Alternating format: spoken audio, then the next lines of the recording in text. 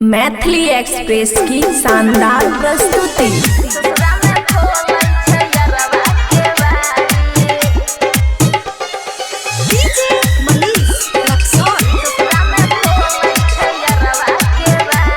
खुशी recording studio बलुआहा। हमरे चक्कर में बनल यार ब्रह्मचारी, हमरे चक्कर में बनल यार ब्रह्मचारी। ससुरा में खोलै छै हमर केवारी, ससुरा में खोलै छै हमर केवारी। पहिले त रहिए गे ओकरे प्यारी, पहिले त रहिए गे ओकरे प्यारी। ससुरा में खोलै छै हमर केवारी, ससुरा में खोलै छै हमर केवारी।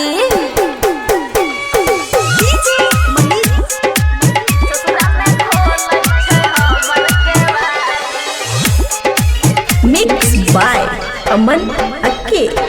पहले तो सखी गे ओकरा देखलिए, तब गे हम ओकरा लव यू कहलिए।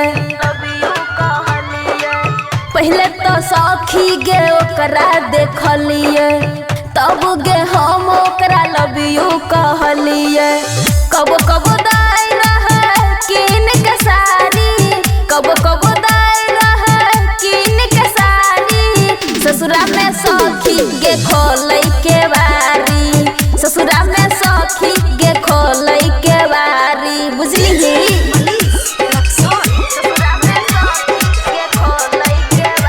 खुशी रिकॉर्डिंग स्टूडियो बलुआहा।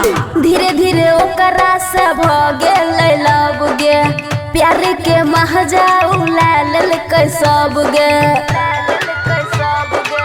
धीरे धीरे ओकरा से भ गेलै लब गे, प्यार के महजा उला लेलकै सब गे।